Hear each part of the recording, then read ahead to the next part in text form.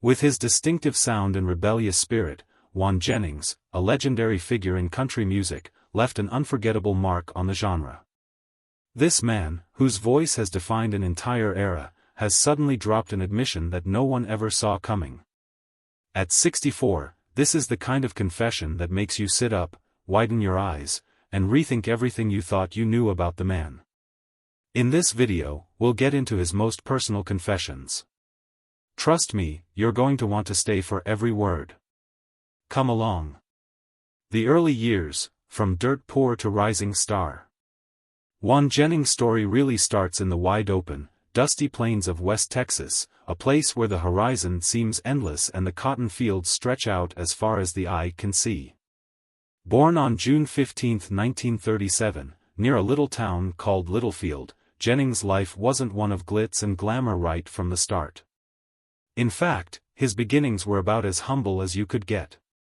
Waylon was the eldest child of William and Lorraine Jennings, and when he was born, they named him Waylon. Now, you'd think that was it, but things changed pretty quickly.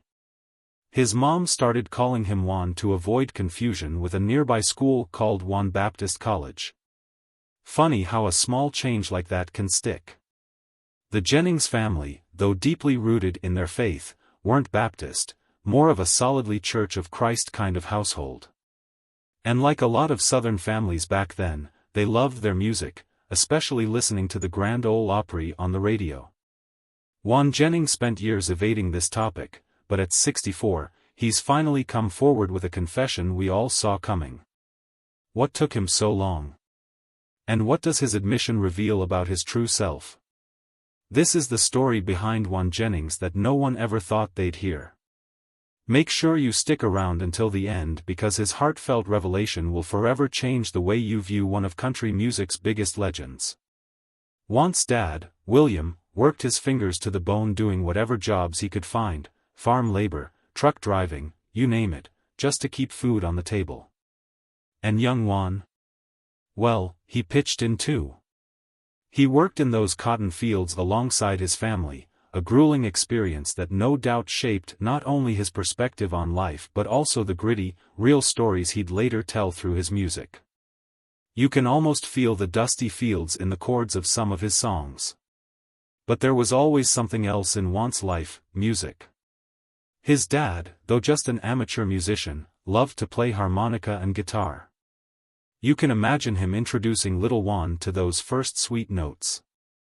By the age of 8, Waylon's mom, Lorraine, was teaching him guitar herself.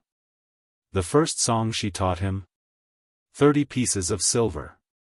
It was a simple tune, but that was all it took to light the spark in him.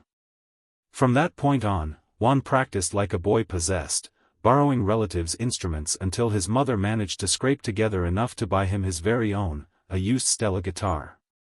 Not too long after, she upgraded him to a Harmony Patrician, and boy, did that guitar get some use. Waylon's musical influences were as varied as they come, especially for a kid growing up in a small Texas town. He was into everything from Bob Wills' Western swing to the honky-tonk sounds of Floyd Tillman, Ernest Tubb, and Hank Williams. Throw in a little rock and roll from Carl Smith and Elvis Presley, and you've got the recipe for the unique sound that Waylon would go on to develop. Even as a kid, it was clear Waylon had talent. He wasn't just a kid with a guitar, he was a performer. He started out playing at family get-togethers, but it didn't take long before he was playing for bigger crowds, well, as big as a crowd can get in a small town like Littlefield. His first public performance happened at the youth center with a guy named Anthony Banano. Soon, he was performing at JC's and Lions clubs, basically any local gig he could find. One of his first big wins came when he sang Hey Joe in a talent show on Channel 13 in Lubbock, and he even became a regular performer at the Palace Theater's local talent nights. Can't you just see it? This young kid with a big guitar, playing his heart out for anyone who'd listen. By the time Waylon was 14, he was itching for more. That's when he auditioned for KVOW, a local radio station in Littlefield. J.B. McShann, the station's owner, was so impressed by Waylon's style that he gave him a weekly 30-minute radio show. Think about that for a second, 14 years old and already hosting his own radio show. Talk about an early start. Those radio gigs not only helped him develop his voice but also taught him the ins and outs of the music business, skills that would be crucial in his later career. Here's where things get really interesting. 2 years later, at the ripe old age of 16, Juan decided school just wasn't for him. So, he dropped out of high school and quit picking cotton for good. He had bigger dreams, dreams of making music his full-time gig. In 1954, he moved to Lubbock, Texas, where he snagged a job at radio station KLLL. It was in Lubbock that fate stepped in. Juan crossed paths with none other than Buddy Holly. Yes, the Buddy Holly. So what did he do? He led a rebellion. Yep, you heard that right, a full-on revolt against the polished, predictable Nashville sound. Jennings wasn't about to let someone else dictate his artistic vision. In 1972, after years of frustration, Jennings finally broke free when he renegotiated his contract with RCA. This new deal gave him something precious: full creative control over his music. It was more than a business move, it was a declaration of independence, and it changed the game for country music.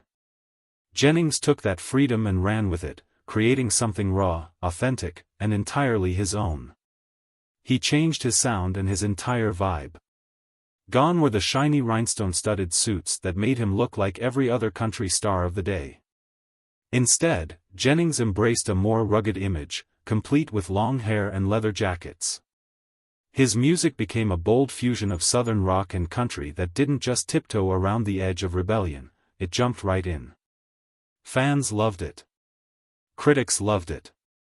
Suddenly, this new outlaw style wasn't just an alternative to mainstream country, it was the future. One of the biggest highlights of Jennings' outlaw era was his collaboration with Willie Nelson, another country rebel who wasn't afraid to stir the pot. Their partnership was pure magic, resulting in hit after hit. Together, they became the dynamic duo of the outlaw country movement. Ever heard of the song, "Good-Hearted Woman"? It's a classic co-written by Jennings and Nelson in the mid-70s, and it became an anthem for anyone who felt like Nashville wasn't cutting it anymore. They didn't just dominate the charts, they won awards, including the Country Music Association's Duo of the Year award for that very song. Their chemistry was undeniable, and it helped propel both of them into country music royalty. Then there was the Waylon and Willie album in 1978. The record had a certain rebellious swagger, and its standout single, "Mamas Don't Let Your Babies Grow Up to Be Cowboys," was so infectious it spent 4 weeks at the top of the country charts. It didn't stop there, though, they even snagged a Grammy for it. Can you believe it? 2 country rebels who refused to play by the rules ended up with some of the biggest honors in music. If that's not poetic, what is? But we can't talk about Jennings without mentioning one of his biggest solo hits, Luckenbach, Texas, Back to the Basics of Love, released in 1977. This song didn't just top the charts, it became a symbol of everything the outlaw country movement stood for. The lyrics tapped into a nostalgic yearning for simpler times, something that resonated with people then and still does today. Funny thing is, despite the song's success, Jennings didn't even perform in Luckenbach until July 4, 1997, 20 years after recording it. Throughout this entire outlaw phase, Jennings wasn't just pushing musical boundaries, he was tackling some pretty controversial topics too. His songs often touched on taboo subjects like substance use, fame, and its dark underbelly. You know how some artists shy away from talking about their personal demons? Well, not Jennings. He took his struggles with substance misuse and turned them into art. Take "I Can Get Off on You," for example, a song he did with Willie Nelson. It's about new love triumphing over old vices, and there's no doubt it echoed Jennings' own battles at the time. He didn't hide from his flaws, he embraced them, and that honesty is part of what made him so relatable to fans. At 64, Jennings finally let the truth out, confirming what many of us had suspected for years. What did this country legend keep hidden for so long, and why is it coming to light now? His candid admission is something his fans have been waiting to hear, and it will leave you reflecting on the man behind the music. Stay with us till the end, because the full story behind his confession is even more powerful than anyone could have imagined. Jennings' personal life was as stormy as his legendary music career. The man was married, not once, not twice, but 4 times. Talk about a roller coaster. His first marriage came early, at just 18, when he tied the knot with Maxine Carroll Lawrence. They had 4 children together, but managing a growing family while his music career was taking off wasn't easy.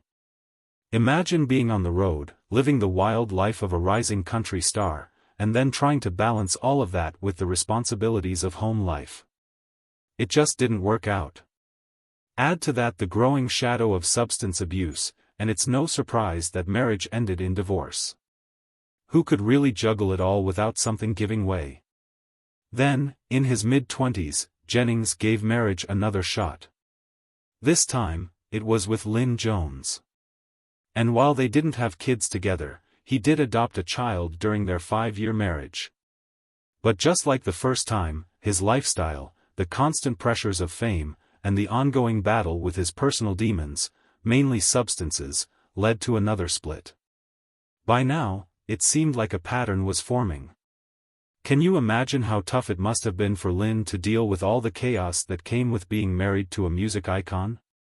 The long tours, the erratic behavior fueled by substance use, and the unpredictable lifestyle must have been a lot to handle. After Lynn, Jennings' third attempt at marriage came with Barbara Roode. That union too didn't last long, proving once again that while Jennings had no trouble charming the world with his music, his personal life wasn't quite as smooth. But just when it seemed like he was destined to drift from one marriage to the next, something unexpected happened. Enter Jessie Coulter, the love of his life and, as fate would have it, his 4th and final wife. Their relationship was different, and it stood the test of time in a way that his previous ones couldn't. Maybe it was because Jessie, being a singer herself, truly understood the demands of Jennings' career. Or maybe they were just right for each other in a way the others hadn't been. But despite all their ups and downs, they stayed together until the very end. 4th time's the charm, right? Now, let's talk about Jennings' battle with substance use. It was no secret that Jennings' lifestyle was as wild as they come, especially in the 1970s and 1980s. This man was reportedly spending a mind-blowing $1,500 a day on coke. It got so bad that in August of 1977, he was arrested in a Nashville recording studio and charged with conspiracy and possession of the same hard substance with intent. Jennings' life took a pivotal turn when he met Jessie Coulter, the woman who would become his rock, his muse, and the love of his life. After 3 failed marriages, Jennings probably never imagined he'd find someone like her. The two met in Phoenix, Arizona, and the connection was instantaneous. There was something about Jessie, a talented singer-songwriter in her own right, that struck Jennings to his core. Maybe it was her spirit, her music, or just the fact that she saw him for who he truly was beneath the outlaw persona he had built up over the years. They tied the knot in 1969, starting a partnership that was much more than just a marriage. It was a journey that would last until Jennings' death in 2002. Now, Jennings often said that meeting Jessie was the best thing that ever happened to him. In a candid interview with Rolling Stone, he didn't shy away from admitting how low he had sunk before Jessie came into his life. "When I met Jessie, I was pretty well at my lowest point," he said. "I weighed 138, and I was bent on self-destruction. Wallowing in self was the biggest part of it, staying depressed all the time and stoned." She stayed by his side, and according to Jennings, Jessie was the best thing that ever happened to me. And doesn't that just say it all? But Jessie's influence didn't stop at simply being there for him, she had a profound impact on his career too. In fact, it wasn't long before her talents as a singer-songwriter began to shine, and Jennings helped her secure a record deal with RCA. The two were not only partners in life but also collaborators in music. How often do you see that in the music industry, two people who can thrive personally and professionally together? They even recorded the hit duet, Suspicious Minds, which earned them a Grammy nomination in 1970. The success of their music together solidified them as a true power couple in the outlaw country scene. While Jennings was making waves in the genre, Jessie was right there with him, contributing her own unique voice to the movement. They were a force to be reckoned with. And let's talk about Jessie's role in helping Jennings through his most challenging times, his battle with addiction. When Jennings finally made the decision to quit the use of hard substances in 1984, it was Jessie who stood by him through the tough, often ugly process. This wasn't just your everyday kind of support. This was deep, unwavering love. They rented a house in the Arizona desert, canceled their gigs, and focused entirely on getting Jennings through the withdrawal and the healing.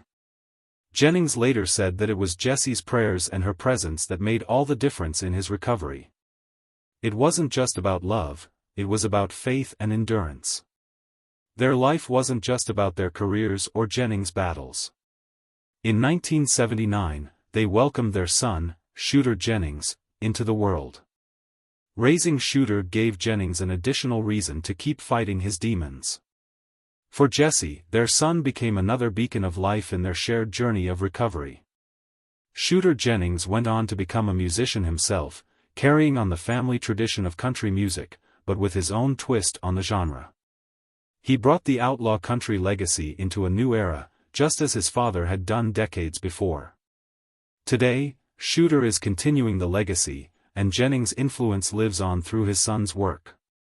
Jessie Coulter, the woman who helped Jennings reclaim his life and career, stayed by his side until the very end, proving that sometimes, love really does conquer all.